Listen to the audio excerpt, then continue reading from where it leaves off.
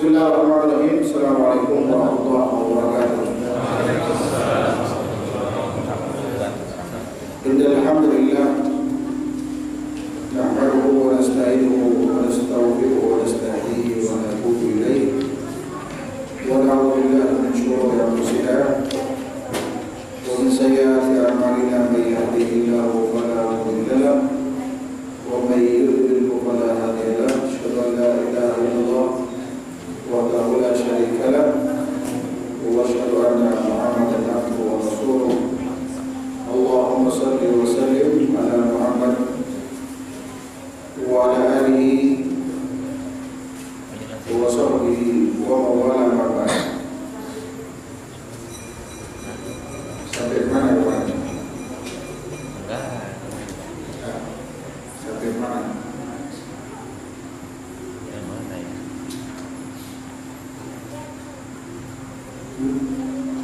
Sampai lupa.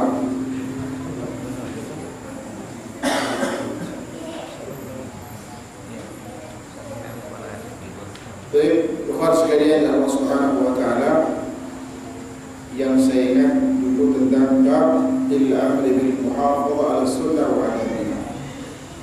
Itu bab tentang perintah untuk menjaga sunnah dan adab-adabnya.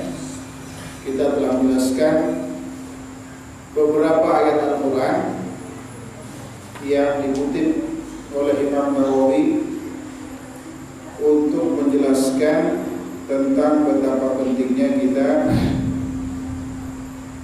mengikuti sunnah Rasulullah SAW dalam beragama ini. Dan pada kesempatan ini kita akan membahas beberapa hadis yang dikutip oleh beliau untuk mendukung ayat-ayat Al-Quran yang telah kita jelaskan pada pertemuan-pertemuan sebelumnya. Wa amal ahadith, adapun hadis-hadis terkait dengan perintah untuk menjaga sunnah atau mengamalkan sunnah Rasulullah. Yang pertama di hadis ke-157. Hadis yang pertama diriwayatkan oleh Imam Al-Bukhari Muslim, itu muttafaqun alaih, dari jalur sahabat mulia Abu Hurairah radhiyallahu ta'ala anhu, dari Nabi sallallahu alaihi wasallam, beliau bersabda, "Da'uni ma taraktukum, fa inna ma ahlaka man kana qablakum kathratu su'alihim wa ikhtilafuhum ala anbiya'ihim. Fa idza nahaytukum an syai'in fajtanibuhu wa idza amartukum bi syai'in fa'tu minhu mastata'tum." Dari sahabat mulia Abu Hurairah radhiyallahu anhu, dari Nabi sallallahu alaihi wasallam, bahwa beliau pernah bersabda, "Biarkan aku pada apa yang aku tinggalkan buat kalian. Maka sungguhnya kehancuran umat terdahulu sebelum kalian karena banyak tanya alias ngeyel. Wa ikhtilafum ala anbiya'ihim, dan perselisihan mereka atas nabi-nabi mereka, yaitu mereka menyelisih para nabi. Fa idza nahaytukum, oleh karena itu apabila aku melarang kalian dari sesuatu, kata Rasulullah, fajtanibu, maka segera hindari hal tersebut. Wa idza amartukum bi syai'in fa'tu minhu mastata'tum, dan apabila aku perintahkan kalian sesuatu, maka lakukan perintah itu semampu kalian. Dalam hadis ini Rasulullah SAW meminta kepada kita sebagai umatnya untuk mengikuti sunnah sebagaimana yang Rasulullah tinggalkan tanpa protes. Jadi kita harus menerima sunnah itu apa adanya. Dan ini merupakan kemuliaan. Kita lihat sahabat mulia Abu Bakar radhiyallahu taala anhu adalah sahabat yang pernah disanjung oleh Rasulullah SAW, tidak pernah protes pasca turunnya wahyu kepada Rasulullah SAW. Tidak ada orang, kata beliau, kalau kemudian ada perintah mengamalkan, larangan dihindari selain Abu Bakar. Kalau sahabat mulia Umar biasanya suka masih bertanya, kenapa tidak dilakukan ini? Alangkah baiknya kalau dilakukan, misalkan menjadikan apa? Maqam Ibrahim sebagai tempat sholat. Selalu kemudian apa? Bertanya atau mempersoalkan masalah itu, baru kemudian turun wahyu Allah Subhanahu wa taala atau Rasul menjawab langsung pada saat itu. Tapi sahabat mulia Umar Abu Bakar lebih cenderung diam. Begitu turun Al-Quran, Rasulullah perintahkan segera mereka beliau amalkan. Contoh kasus yang paling mengesankan dalam sejarah hidup beliau dan patut kita teladani bagaimana seorang Abu Bakar ya menerima informasi yang bersumber dari Rasulullah, walaupun seluruh manusia pada saat itu mendustakan, bahkan tidak masuk akal. Mungkin kalau kita pun akan menolak. Yaitu ketika kasus Isra dan Mi'raj. Ini momen yang sangat dinanti oleh kafir Quraisy untuk meragukan Abu Bakar terhadap apa yang dibawa oleh Rasulullah SAW. Ini harapan mereka.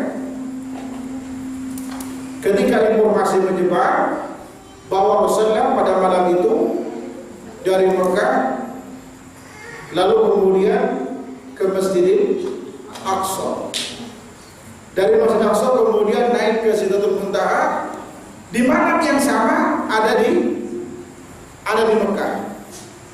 Secara akal tidak masuk akal. Bahkan tuduhan gila dengan adanya kasus ini semakin memperkuat kalau Rasul dianggap gila, ngawur sama mereka.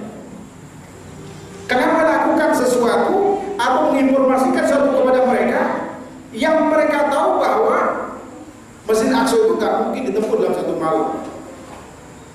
Apalagi pada saat itu kendaraan gak ada pesawat. Kalau pesawat mungkin saja.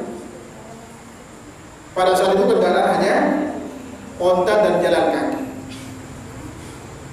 yang barangkali kalau ditempuh mungkin setengah bulan, bisa sampai 1 bulan. Karena perjalanan panjang. Makanya dengan keyakinan penuh bahwa saat ini Abu Bakar pasti akan ragu terhadap Rasulullah SAW. Keesokan harinya mereka datang menjumpai Abu Bakar.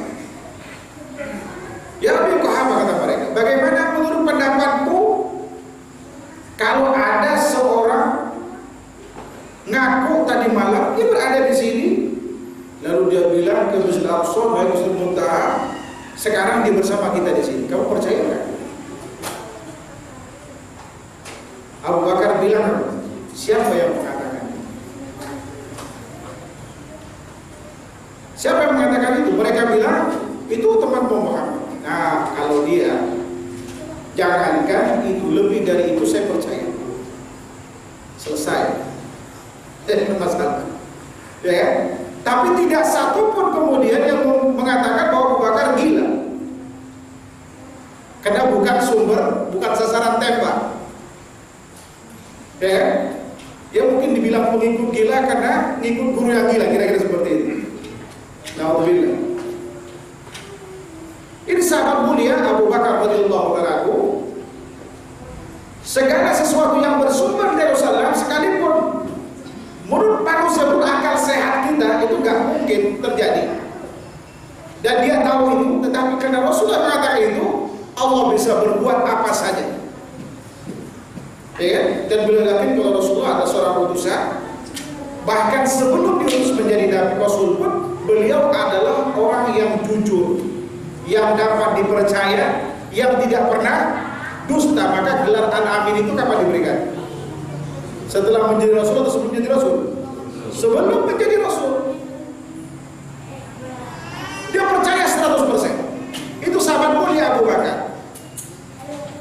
Bahkan suatu hari ketika turun firman Allah Subhanahu wa taala, itu dalam surah Al-Baqarah. Saya lupa persis nomor ayatnya, kurang lebih 50-an yang jelas. Di mana di situ Allah Subhanahu wa taala berfirman,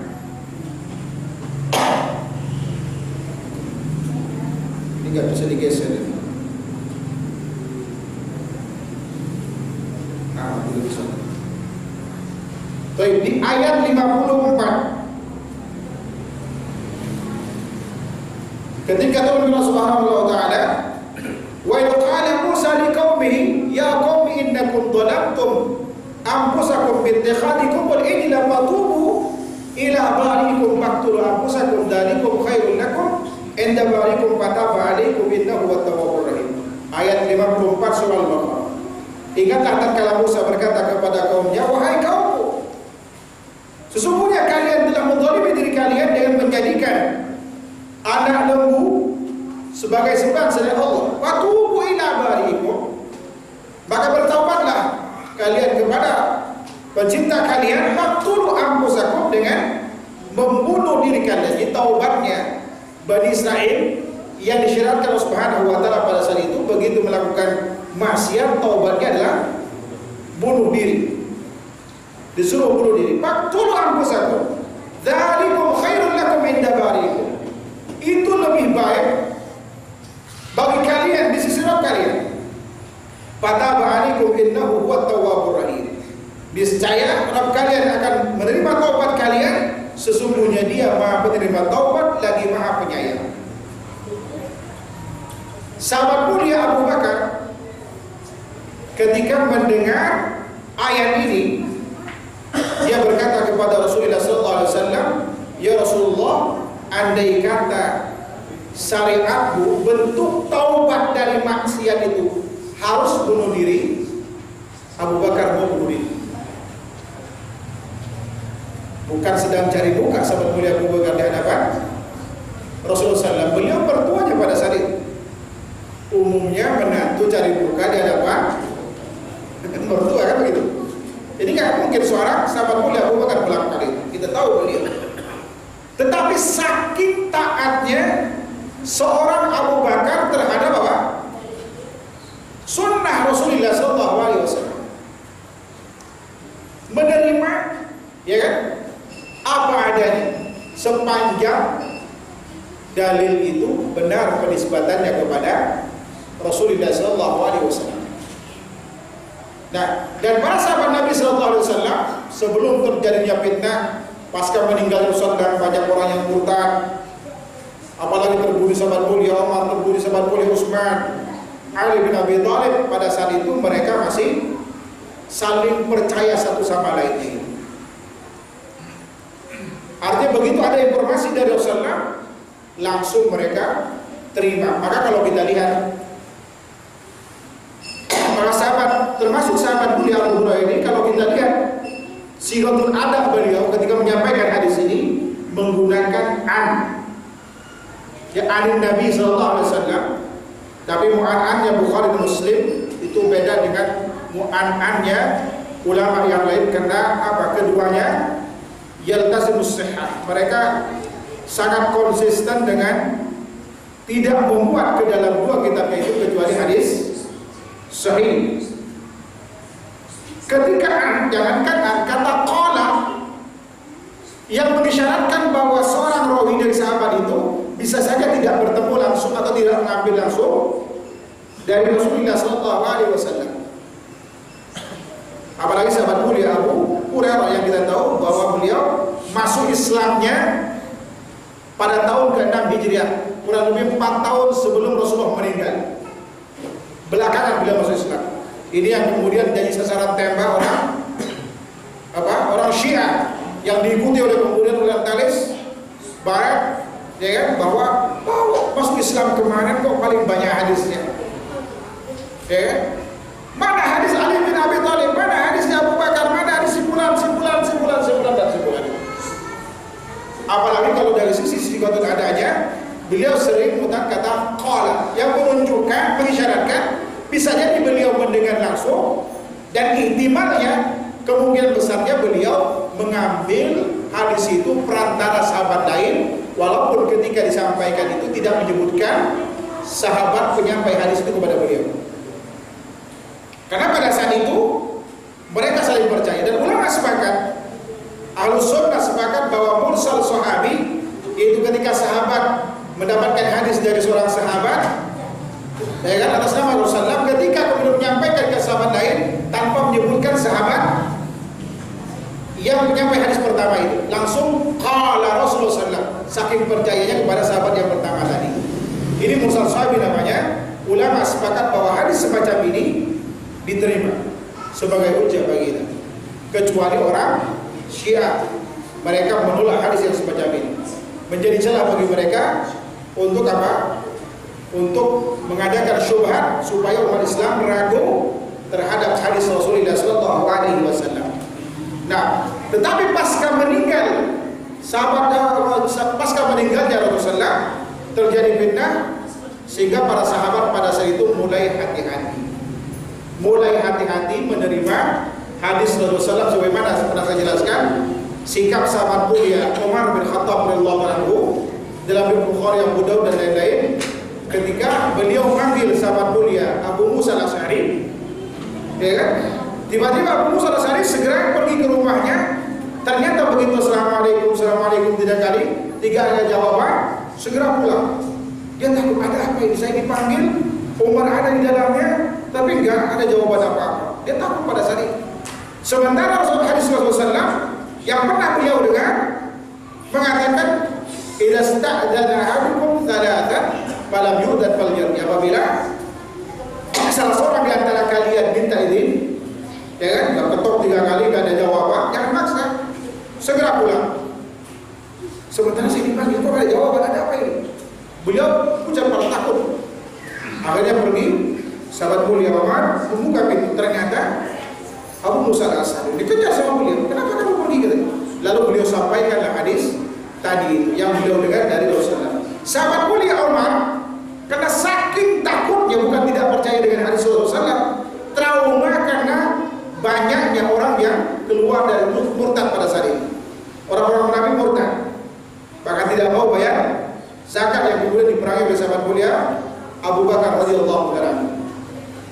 Akhirnya beliau hati-hati dalam menerima hadis, takut kemudian ini menjadi celah bagi mereka untuk mengadu domba antar sahabat pada saat itu.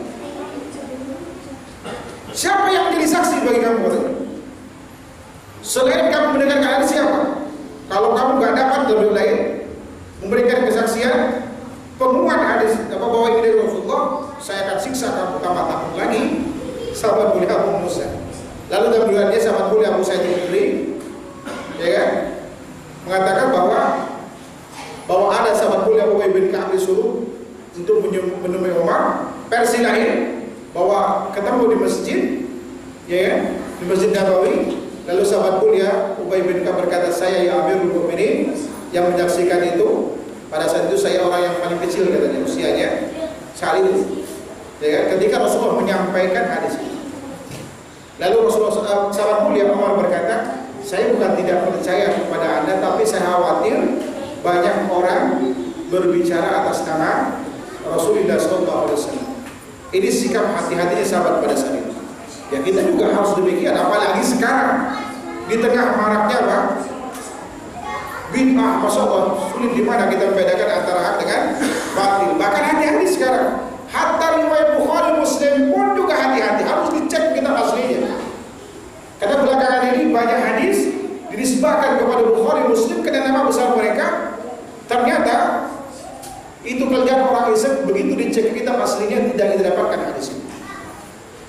Contoh yang paling populer belakangan itu tentang masalah akad nikah itu. Ada yang sampai?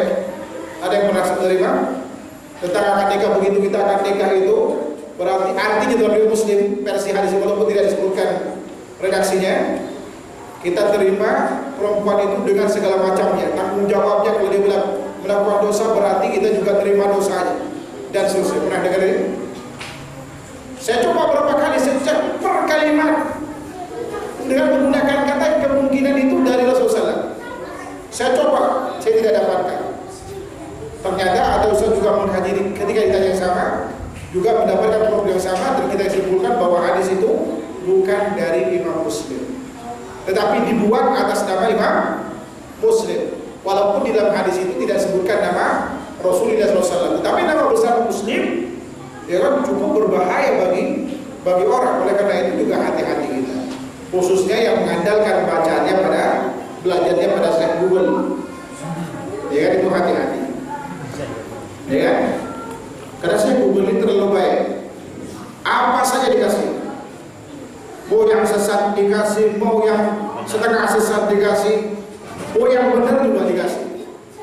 Itu baiknya dia, sehingga kemudian kita kebingungan mana baik mana yang tidak. Oleh karena itu harus rujuk kepada kitab asli. Nah, begitu pula kemudian dalam memahami hadis ini, ya kan? Ini tuntutan dari dahulu tadi. Kita harus menerima pesan itu apa adanya, kecuali memang multi tafsir dhaniyul dilalah. Suatu hadis sahabat mulia Abu Hurairah, ya, setelah baru saja beliau mendengar hadis dari Rasulullah SAW, dan kemudian hadis ini mansukh, yaitu al-wudu mimma masadina, yaitu berwudu setelah memakan makanan yang dimasak. Ini hadis baru beliau dengar dari Rasulullah SAW, disampaikan kepada sahabat yang lain.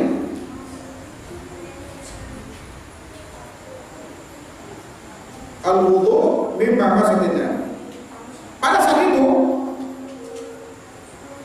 seorang sahabat diletup. Dia bilang, wahai Abu Hurairah, kenapa Anda tidak memerintahkan kami untuk berwudu setelah minum air panas? Beliau marah pada saat itu. Beliau marah besar. Wahai putra saudaraku, kata beliau, kalau aku menyampaikan hadis yang baru ku dengar dari Rasulullah, udah terima aja, jangan menggunakan akal. Disuruh terima apa? Dan perintahnya apa? Dilarang kita, diperintahkan kita untuk berwudu setelah memakan makanan yang dimasak. Udah itu aja. Yang namanya makanan dimasak berarti makanan, bukan minuman. Udah makanan, udah. Jangan kemudian ditanya tentang minuman, kira-kira seperti ini. Ini sikap sahabat pada saat itu. Dan kemudian ada kasus lain. Kalau doniut di dalam pesannya itu, ya pesan dari hadis Rasulullah SAW, itu bisa ditafsirkan dengan dua tafsir, dengan tafsir ganda, dan kedua-duanya bisa ditolerir, dan itu bisa saja terjadi. Contoh misalkan kasus kosornya Rasulullah selama safar, selama di Mekah kurang lebih 18 sampai 19 hari beliau mengkosor sholat tanpa mencapai, artinya duhur sholat pada waktunya masing-masing, ya, duhur pada waktu masing-masing 2 rakaat, asar pada waktunya, ya kan, maghrib, isya 2 rakaat pada waktu, selama berapa? 18 sampai 19 hari. Ketika ditabung, beliau lakukan hal yang sama selama kurang lebih 20 hari.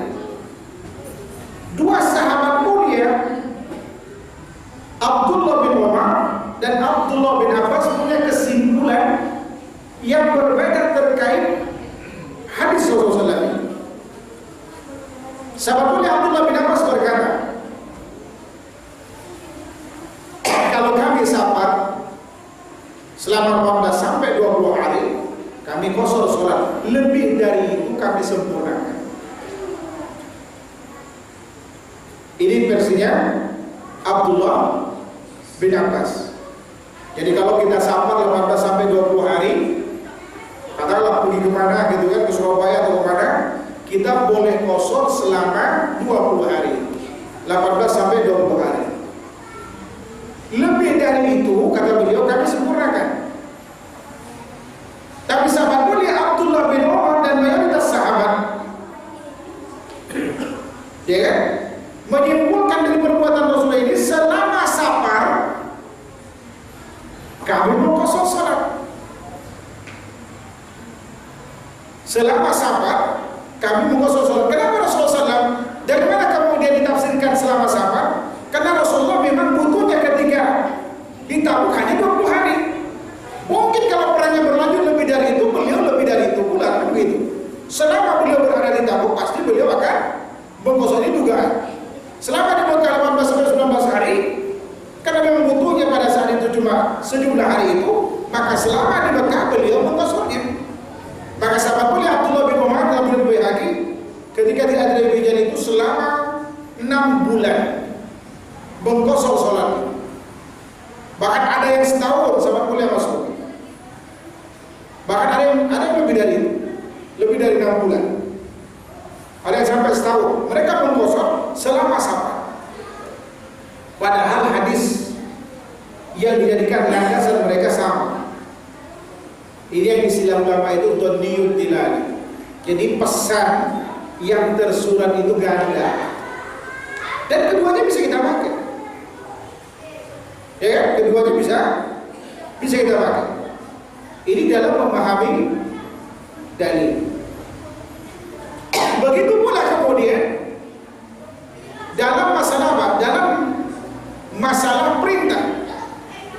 Kita juga nggak boleh kayak begitu diperintahkan lakukan, larang hindar, itu yang diharapkan Rasulullah SAW. Jangan seperti apa? Orang sebelum kalian ngeyel pada ayat Al-Quran, bagaimana kemudian orang apa? Bani Israil ketika disuruh motong sapi, ya kan? Sapi apa, warnanya apa, yang membuat banyak atau bukan? Padahal potong sapi, mau betina, mau yang dari banyak, mau yang kurus, mau yang penting ujung sapi. Tujuan mereka sebetulnya, ya kan, dari bertanya itu akan supaya apa? Supaya lepas dari perintah memotong sapi itu sendiri. Ya kan? Coba kalau kemudian ahli bidah ketika diajak untuk mengamalkan sunnah, jalan menuju surga itu bukan hanya itu, kan banyak. Kan begitu. Begitu dia mampu melakukan, kan itu hukumnya sunnah. Banyak cara untuk apa? Untuk melepaskan diri dari perintah itu. Sementara ketika dia membela bid'ahnya itu gimana coba? Dipaksakan dicarikan dalil, walaupun itu bukan dalilnya. Sekarang coba, secara kalau kita berpikir sehat, ya kan? Ada satu amal yang diperintahkan, katakanlah itu sunnah, dengan amal yang gak ada perintahnya sama sekali. Kira-kira lebih afdol mana kita lakukan? Yang ada perintahnya kan? Iya memang ini sunnah, tahu kita sunnah, tapi kan diperintahkan.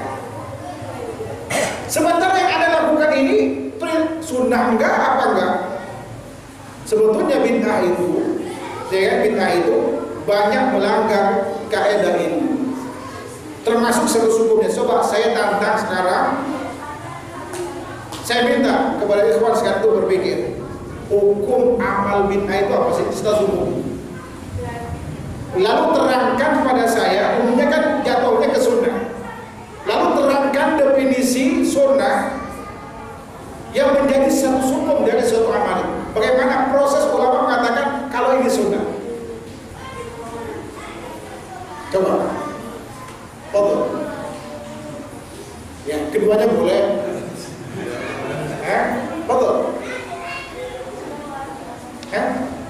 Dari segi status hukumnya aja. Kan status hukum amal itu imma wajib, imma sunnah, haram, makruh, mubah gitu. Sekarang jatuhnya apa itu? Yang ini itu jatuhnya apa? Itu bukan status hukum.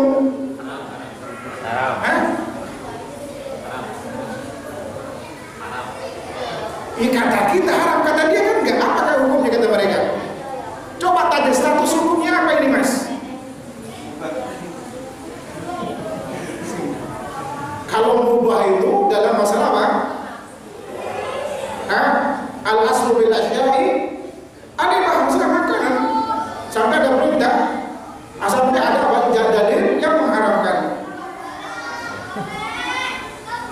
Sekarang kalau dalam masalah ibadah al-aslu bil asya'i bahaya itu. Kalau segala sesuatu dalam amal mubah berarti orang boleh berbondong-bondong berbuat amal, lalu kita kalau ada yang melarang malah dari larangan gak akan pernah ketemu. Ya, status hukumnya nggak jelas. Karena sesuatu kan dikatakan itu wajib kalau ada perintah kan begitu. Dan tidak ada yang menyelisih perintah ini dari kewajibannya. Malah didukung dengan dalil lain. Misalkan aqimus shalah. Kita tahu kalau sholat itu wajib berdasarkan firman Allah ini. Dirikanlah sholat. Ulama mengatakan menentukan kaidah usulnya apa? Al-aslu bil amri bil wujub. Asal dari perintah itu wajib. Ya kan? Illa ma dalat dalilu ala khilafi. Kecuali ada dalil yang menyelisihinya. Ternyata nggak ada dalil yang menyelisihi kewajiban sholat, bahkan didukung oleh sejumlah hadis. Misalkan kasus sahabat mulia Imam bin Sa'ad Badar Muslim ketika datang menjumpai Rasulullah, dia berkata, ya Rasulullah, ma'idha faradallahu alayya minas salat. Ya Rasulullah, apa yang diwajibkan Allah kepadaku tentang sholat ini? Kata Rasulullah, khamsu salawatin bil yawmi wa laylah. Yang diwajibkan kepada anda sholat 5 waktu sehari semalam. Bal alayya ghairuha. Adakah sholat lain selain itu? La illa an tatawwa. Tidak ada kecuali anda ingin bertatawu, ingin sholat sunnah. Maka kita simpulkan karena ada hadis pendukung, ya, dan tidak ada memalingkan dari makna perintah wajib tadi, maka kita katakan kalau sholat itu wajib. Lalu kemudian dari mana kita tahu kalau sholat sunnah itu dikatakan sunnah? Sholat rawatib sunnah. Dari mana kita tahu? Nah,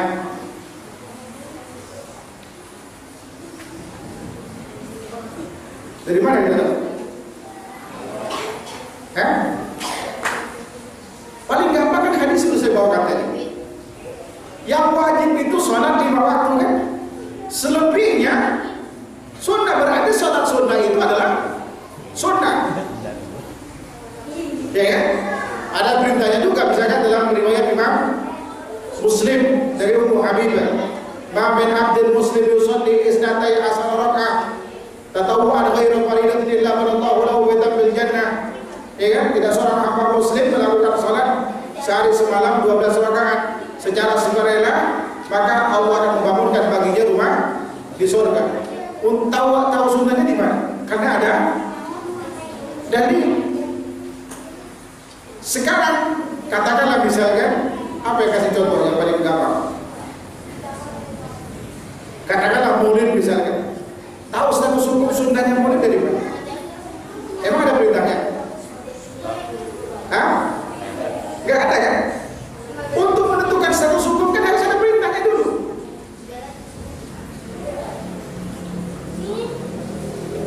Paham yang dimaksud? Harus ada perintahnya dulu, dan perintah ini dipalingkan dari mana wajib menjadi sunnah. Yang paling gampang misalkan sholat 2 rakaat sebelum maghrib.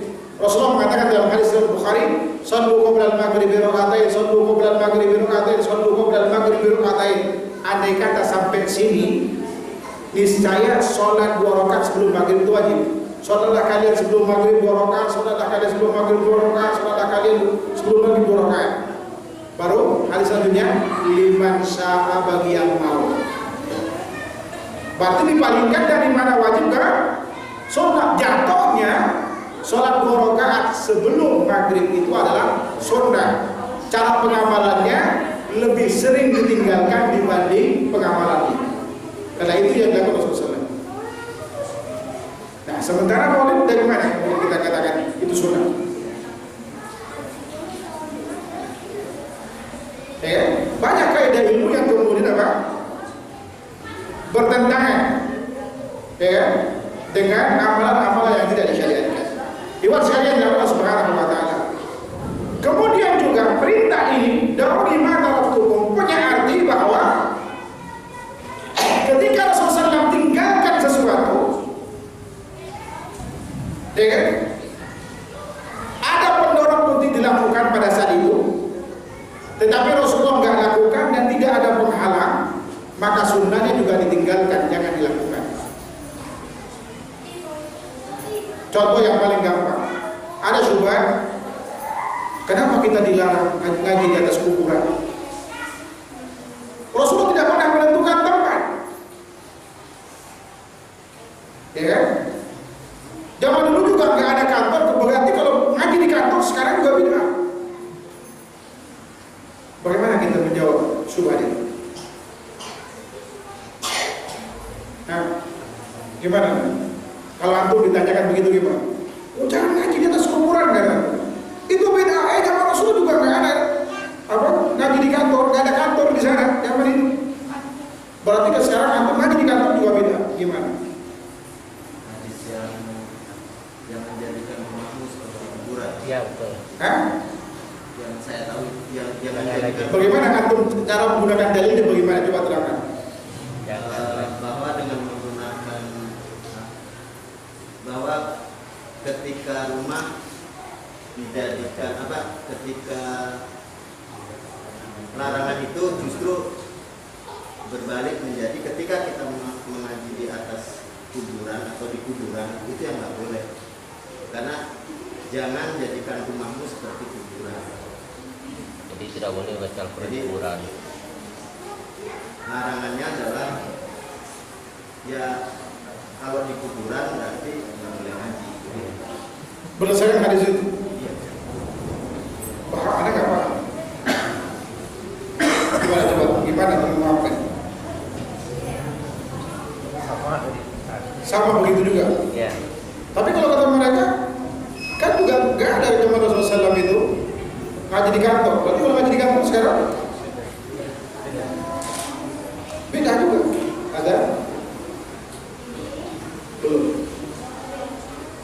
Baik, kita katakan pertama kali bahwa perintah membaca Al-Quran sejak zaman Rasulullah ada. Setuju kan?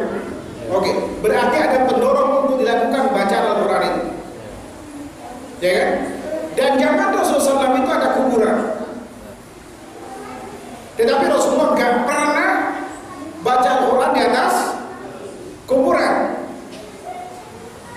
Dan tidak ada yang menghalangi Rasulullah baca Al-Quran di atas kuburan. Tapi beliau nggak lakukan, maka sunnahnya dalam hal ini adalah tarkiyah. Sunnahnya ditinggalkan baca Al-Quran di atas kuburan. Kalau dilakukan berarti termasuk perbuatan beda. Lalu dukung dengan hadis tadi. Sementara bagaimana syubhat dengan kantor? Zaman Rasulullah ada perintah baca Al-Quran, zaman Rasulullah nggak ada kantor kayak sekarang. Berarti kan ada penghalang. Penghalangnya apa? Yaitu tidak adanya kantor. Andai kata ada kantor pada saat itu, saya beliau baca juga di kantor. Ya buktinya juga para sahabat kan baca juga di jalan ketika naik onta. Musa bin Salamah itu hafal Quran bukan karena hafal kayak kita, tapi karena mendengar para sahabat seribuan depan rumahnya mulai baca Al-Quran. Ya kan? Berarti karena adanya penghalang, tidak adanya kantor zaman itu, maka Rasul nggak baca. Gimana mau baca? Kantornya nggak ada. Ya kan? Maka ketika dibaca sekarang di kantor bukan termasuk perbuatan bid'ah. Ya kan? Jadi sunnah tarkiyah pun termasuk sunnahnya Rasul lillahi sallallahu alaihi wasallam. Nggak boleh kita lakukan sesuatu yang tidak Rasulullah lakukan. Tetapi selamanya, betul, tidak selamanya yang Rasulullah tidak lakukan itu kita nggak boleh lakukan. Zaman Rasulullah tidak ada yang namanya memerangi orang yang tidak bayar zakat. Kenapa? Karena zaman Rasulullah bayar zakat semua, gimana mau diperangi? Ya kan? Zaman sahabat mulia Abu Bakar dilakukan karena apa? Zakat itu wajib. Lalu kemudian mereka mengingkarinya, maka diperangi oleh sahabat mulia Abu Bakar. Jadi perbuatan sahabat mulia Abu Bakar bukanlah bid'ah. Seperti itu. Ya, dewan sekalian Allah Subhanahu wa taala. Oleh karena itu, kata Rasulullah SAW, Rasulullah kasih tahu kepada kita, kenapa kita disuruh mengikuti apa adanya. Sunnah itu, jangan ngeyel. Kenapa? Karena kehancuran umat terdahulu itu karena ngeyel. Contoh yang paling gampang lah, perjalanan seorang Imam Al-Ghazali. Bagaimana beliau mengedepankan akal daripada wahyu untuk mencari kebenaran yang diinginkan. Beliau mendapatkannya? Tidak mendapatkannya. Bahkan beliau bingung, dan pada menjelang akhir hayatnya dia nulis buku Ijamul Awam an Ilmil Kalam, yaitu ngasih tahu kepada orang awam jangan pernah bersentuhan dengan yang namanya filsafat. Orang sekelas beliau aja begitu, apalagi kita. Bahasa Arabnya pas-pasan, Quran nggak dikuasai, hadis juga pas-pasan, ya kan, sudah berbicara filsafat, sehingga kemudian maksud hati ingin dapatkan kebenaran justru kemudian jauh dari kebenaran itu sendiri. Wallahu ta'ala. Atau seperti biasa, misalkan kita sebentar tanya jawab dan selesai. Fadhal.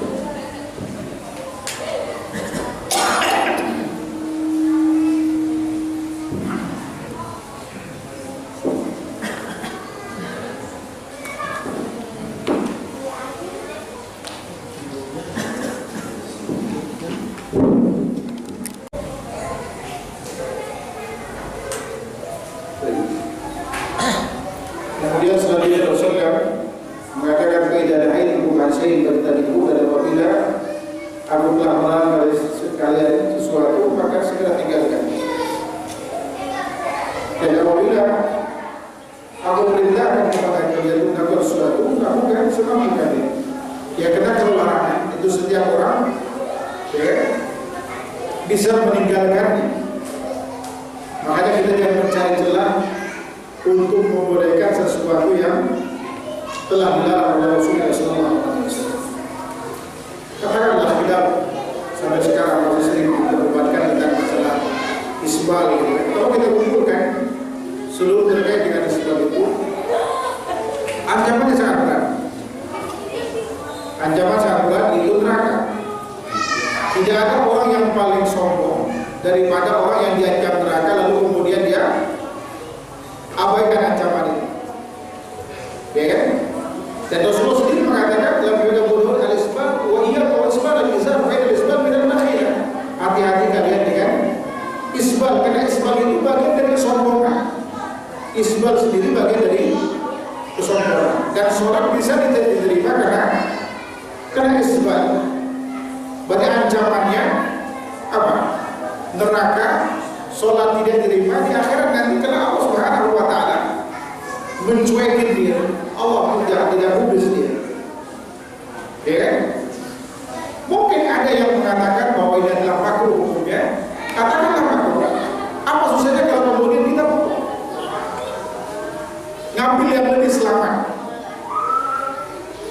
Sebagaimana kebiasaan kita, coba kalau kita sakit, ada berbagai macam alternatif obat, pasti yang teringat kita ambil. Yang paling aman dalam hal ini ancaman neraka, paling amannya apa? Isbal atau tidak isbal? Tidak isbal. Terlepas dari perdebatan yang ada dalam masalah itu. Adapun ketika diperintahkan kita lakukan semampunya karena memang, ya kan? Perintah Rasulullah ini ada yang fardhu ain, seperti sholat 5 waktu itu fardhu ain. Ada yang fardhu kifayah, seperti sholat jenazah misalkan. Kalau tidak ada yang melakukan, nggak perlu yang lainnya melakukan semuanya. Memandikan misalkan, kalau sudah ada yang memandikan, cukup. Yang lain jangan ikut dalam masalah itu, udah gugur kewajibannya tadi.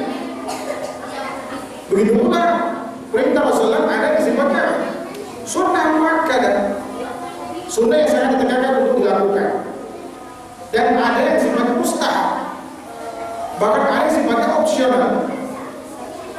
Makanya kata Rasulullah SAW, tidak amartukum bisyai'in fa'tu minhu mastata'tum. Jadi apabila memerintahkan kalian untuk melakukan sesuatu, lakukan semampu kalian. Tetapi ketika larangan, kaidah nahaytukum an syai'in fa'tanibu, enggak ada pilihan. Tetapi apabila aku larang kalian terhadap sesuatu, maka tinggalkan segera. Tinggalkan segera. Allah. Ini barangkali ada yang kami sampaikan berkaitan dengan hadis pertama, dan hadis berikutnya nanti kita akan bahas, dan yang penting karena ada menyinggung tentang masalah bid'ah. Nanti saya akan perluas bahasan tentang masalah bid'ah ini semua. Saya juga bantahan terhadap sumber-sumber yang ada seputar bid'ah. Wallahu a'lam. Ada pertanyaan? Terkait dengan yang ngaji di atas kuburan, ini bagaimana hukumnya kalau sholat atau masjid posisinya di sebelah kuburan? Bagaimana posisi hukum masjid di posisi kuburan? Kita sholatnya bagaimana? Baik, kalau di posisi kuburan, artinya dekat di sekitar kuburan, Di samping. itu makruh. Kalau di depannya itu haram hukumnya. Tetapi wallahu ta'ala, saya ada sedikit problem dalam masalah ini. Kita menghadap itu haram, tetapi tidak satu pun ulama kemudian mengatakan bahwa sholat kita batal. Coba antum pernah nggak mendengar atau yang membatalkan sholat itu karena menghadap kuburan? Saya belum mendapatkan itu. Memang menghadap itu adalah haram, perbuatan sama dengan kita menyentuh wanita pada saat setelah wudhu. Terkait dengan wudhunya tidak batal, tetapi menyentuh sengaja karena itu bukan makhluk haram. Paham yang maksud? Wallahu ta'ala. Menghadapnya haram. Kalau kecuali misalkan ada pagar khusus. Kalau misalkan di sini ada pagar khusus buat apa namanya, yang tidak nempel dengan dinding, atau kemudian dibatas dengan apa? Dengan jalan, maka itu nggak masalah. Yang masalah itu umumnya kalau di kampung-kampung biasanya ditanam itu persis depan, nggak habis dinding masjid langsung kuburan, itu nggak boleh. Tapi kalau posisinya sebelahnya, di samping. Makruh, yang dapatkan makruh. kalau ada masjid yang lain berarti alangkah baiknya kita sholat di masjid yang lain yang tanpa ada kuburan. Ya, jauh lebih aman. Yang aman jauh lebih aman. Seperti Allah Ta'ala. Ya, Ustaz ini nanya Ustaz dua nih ya. Baca yasinan pada malam Jumat ya. Saya pernah melihat Baca yasin. ya, baca yasin ya, baca Al-Quran surah Yasin pada malam Jumat itu pada amalnya di situ dia menuliskan hadis riwayat Muslim. Apakah itu benar dari hadis riwayat Muslim? Itu yang pertama ya, Ustaz ya. Yang kedua pertanyaan saya di dekat rumah ya Ustaz.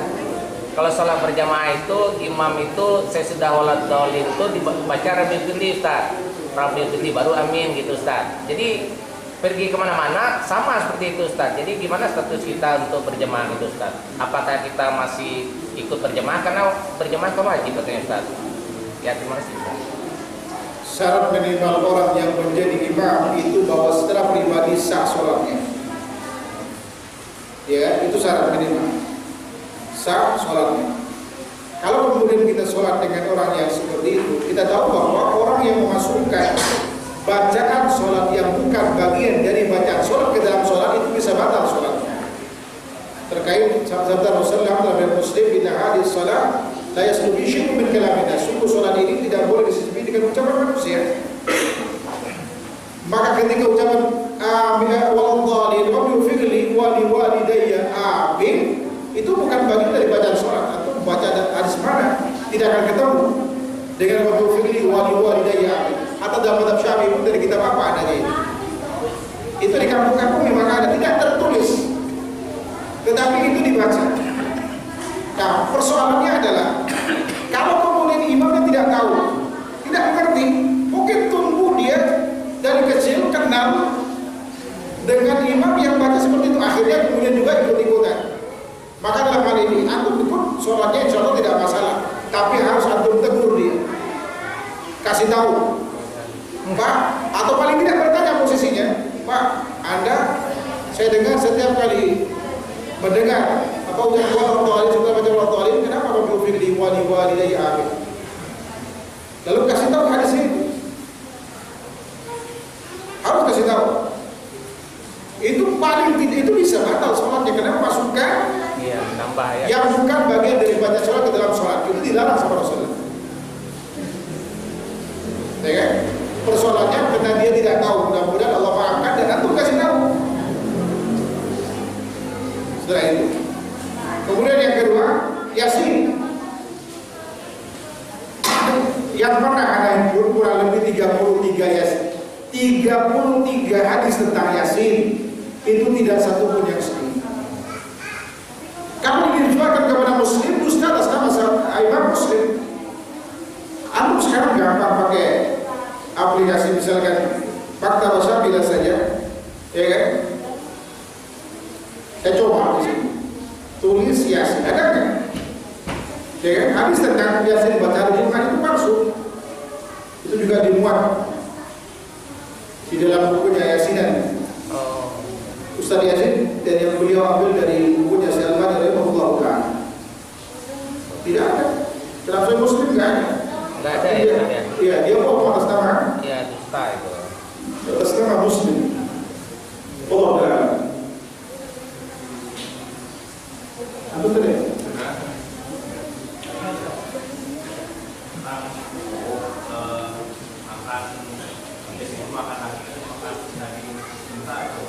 Iya.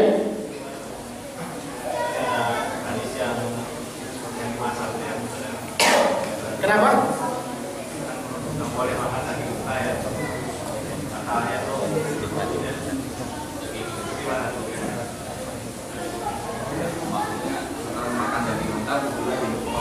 Iya, Rasulullah pernah ditanya, apakah setelah makan daging unta itu harus beruntut atau beliau ya? Kalau kemudian daging kambing bagaimana? Kalau mau, jadi daging unta wajib, setelah makan daging unta wajib kita berwudu. Tapi untuk daging kambing abdulnya wudu, kalaupun tidak wudu tidak masalah.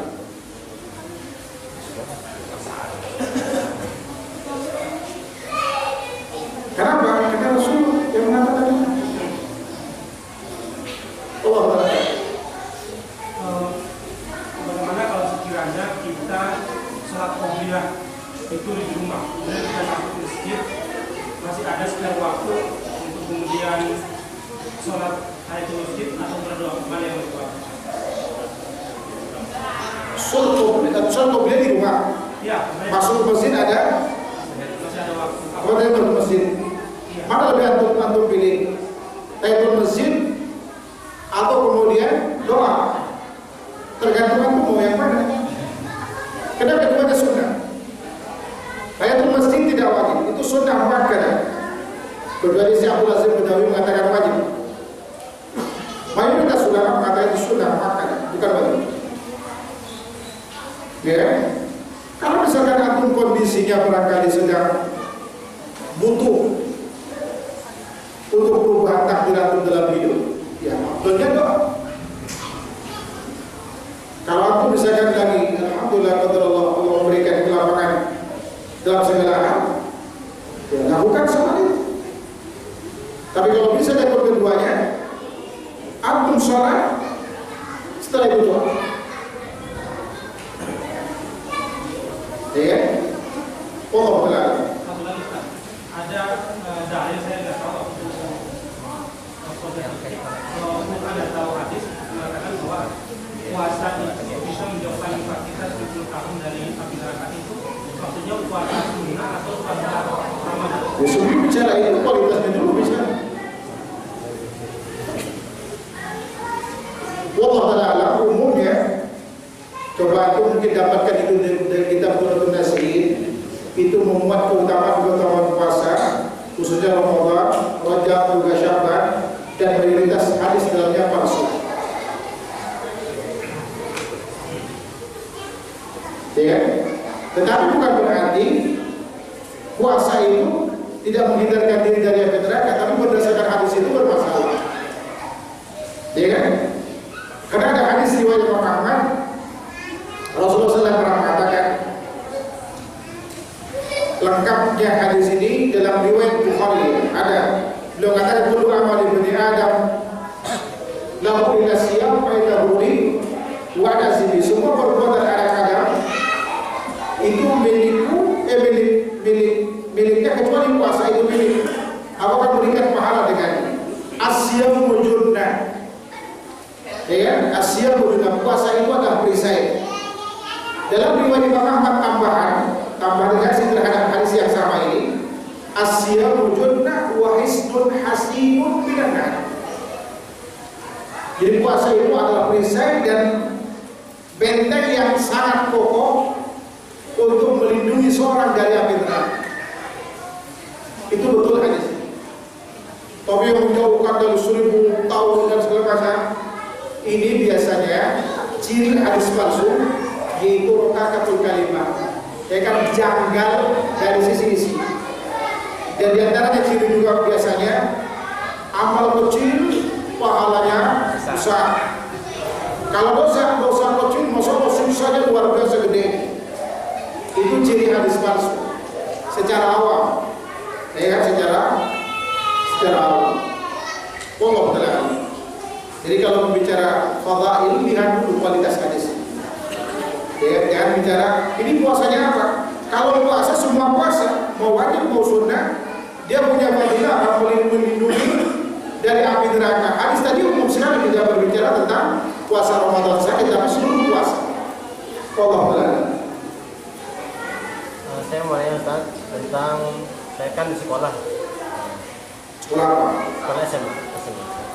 Terus kan habis sholat jamaah Juhur, kan masjid saya kurang menampung begitu banyak jemaah. Akhirnya ada kloter kedua. Apakah harus iqamah lagi? Terima kasih Ustaz. Baik, kalau iqamah ya Iqamah. dilakukan, tidak masalah. Iya. Dan kemudian sholat lagi di situ.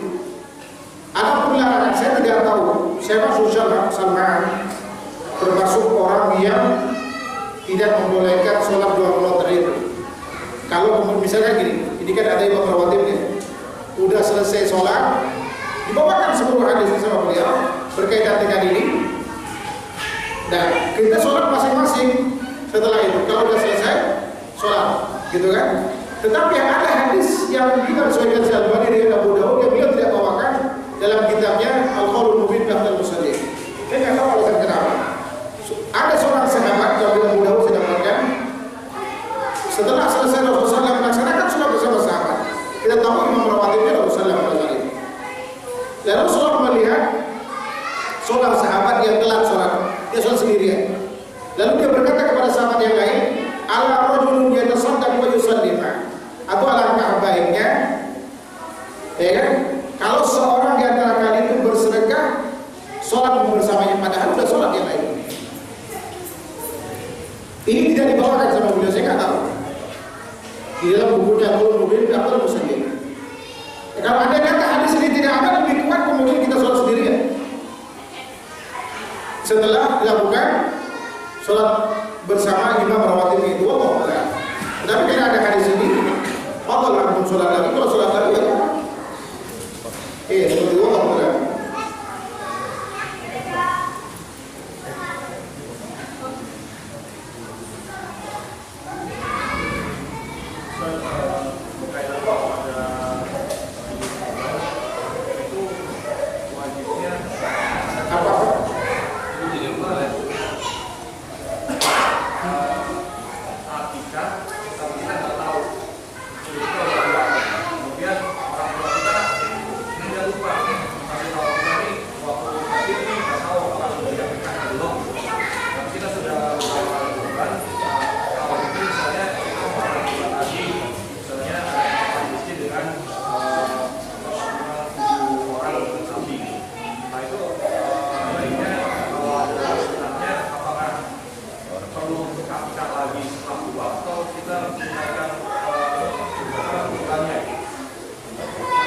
Pertama, Rasulullah SAW tidak pernah diakikahi karena orang tuanya mati dalam keadaan kafir, dan tidak pernah mengakikahi dirinya karena hadis yang tentang ini hadisnya satu. Tetapi Rasulullah berkorban. Ini jawaban yang paling gampang. Kemudian yang kedua, lebih rinci. Akikah itu status hukumnya juga sunnah, maka bukan wajib kata sesuatu. Sementara kemudian kurban lebih dekat ke wajib dibanding sunnah muakkadah. Lebih dekat ke wajib daripada sunnah muakkadah. Karena ada sejumlah Imam Rasulullah pernah berkata, "Man kana lahu sa'ah wa lam yudhi fala yaqrabanna musalla." Jadi barang siapa yang punya kelebihan harta, dia tidak berkorban, jangan sekali-kali dekat dengan tempat sholat kami. Padahal kata Allah yang kebiasaan Rasulullah itu merintahkan para sahabat untuk membawa anak dan istri harta yang haid disuruh datang. Harta yang haid disuruh datang walaupun tidak wajib sholat kan begitu, untuk menghadiri, memeriahkan syiar sholat ini. Sementara orang yang punya kemampuan untuk berkorban, tidak berkorban, nggak boleh mendekat dengan tempat sholat. Ini mengisyaratkan kewajiban tentang korban. Ya, lebih dekat kepada wajib dibanding sunnah muakkadah. Ini kalau ditinggal dari status hukum. Kedua, dari sisi kewajiban tanggung jawab siapa korban dan akikah itu. Akikah itu adalah tanggung jawab orang tua. Sementara korban, kalau kita udah mampu, tanggung jawab sendiri. Oke? Maka dalam hal ini, mana lebih kuat atau melakukan? Kalau mampu keduanya, antum berakikah misalkan korban. Kalau itu sudah muakkadah, kalau antum punya kelebihan harta. Tetapi kalau antum dipilihkan dalam pilihan akikah atau kemudian korban, boleh. Apalagi antum sudah punya tanggung jawab anak dan istri. Ketika antum melakukan korban itu, maka antum dapat pahala, juga kemudian anak dan istri juga dapat pahala dari antum itu. Allah Ta'ala.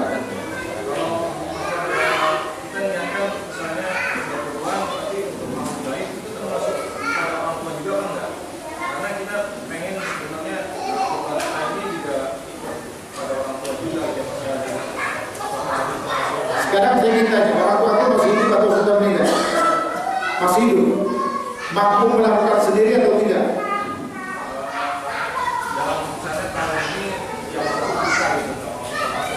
Iya, dan kemudian sekarang orang tua yang nanggung jamin hidupnya siapa? Nanggung. Yang nanggungnya sebagian masih ada. Oh, berarti beliau dalam kategori kewajiban bersama keluarga. Dalam hal ini antum melakukannya, maka insya Allah orang tua juga dapat, tapi tidak perlu mengatasnamakan salah khusus. Atau biasa ketika bertanya kepada Abu Ayyub Al-Ansari tentang bagaimana doa ya fikum ala Nabi sallallahu alaihi wasallam, bagaimana praktek kurban kalian dulu di zaman Rasulullah masih hidup. Sahabat Abu Ayyub berkata, apa namanya? Kalau rajul ala Nabi sallallahu alaihi wasallam yudhi bisyah anhu wa ahli baiti wa yaquluna wa yut'imun fa yatabahan nas fasbahana mata rasulullah. Jadi seorang kepala keluarga dulu zaman Rasulullah masih hidup berkorban seekor kambing atas nama dirinya dan keluarganya. Lalu dia makan sebagian dagingnya, sebagian disedekahkan, dan mereka berlomba-lomba sebagaimana kau lihat sekarang ini. Kata beliau pada saat itu. Hadis riwayat Imam Tirmidzi. Dan komentar ulama terkait hadis ini mengatakan bahwa kalau kemudian kita berkurban atas nama diri kita, maka otomatis orang yang berada dalam tanggung jawab kita termasuk orang tua itu dapat pahalanya kalau dia masih hidup. Kalau sudah meninggal, apalagi meninggal, seluruh amal kecuali yang harus diperuntukkan penyebutan namanya, ya kan? Maka orang tua terlibat pahalanya di situ. Antum baca Al-Quran tanpa diniatkan sama orang tua, dapat pahalanya. Persoalannya kalau diniatkan secara khusus, caranya yang tidak sesuai dengan sunnah. Antum baca Al-Quran, Al-Fatihah, baca Al-Baqarah, baca Yasin, baca apa antum baca, sebagian tidak diniatkan secara khusus nyampe. Justru niatkan secara khusus tidak nyampe karena menyelisih sunnah dari sisi caranya. Paham? Wallahu ta'ala. Cukup? Cukup? Atau masih ada bertanya? Terakhir, betul. Apakah Islam menghapus perbudakan, Ustaz? Islam menghapus, tentunya Rasulullah menghapus perbudakan. Karena saya beberapa kali baca, ya Islam nggak seperti itu. Dan secara peradaban itu kalah dengan peradaban modern saat ini yang memang menghapus perbudakan. Di mana peradaban modern? Ya itu yang saya baca. Islam itu menghapus perbudakan, iya. Bahkan Rasulullah menjadikan sanksi, ya kan? Ada beberapa sanksi yang kemudian harus memerdekakan orang yang budak hamba saya. Katakan misalkan orang yang berhubungan badan di siang hari Ramadan, pilihan pertama disuruh apa? Atau gitu rokok badan timu, apakah anda bisa merdekakan hamba saya? Apakah anda dapat memerdekakan hamba saya? Kata dia tidak. Ini motivasi Islam adalah membebaskan perbudakan itu. Tapi bukan berarti menghapus perbudakan. Selama perang itu ada, perbudakan tetap ada. Kalau ingin dihapus kemudian perbudakan, hilangkanlah peperangan. Jangan kemudian slogannya mari kita berperbudakan di zaman modern dan segala macam. Pemicu berperang siapa? Muslim atau non Muslim? Ketika menang Islam, mereka tidak mau ditawar. Sekarang antum kalau suruh pilih, kalau antum disuruh pilih, mau ditawar sebagai budak atau mati?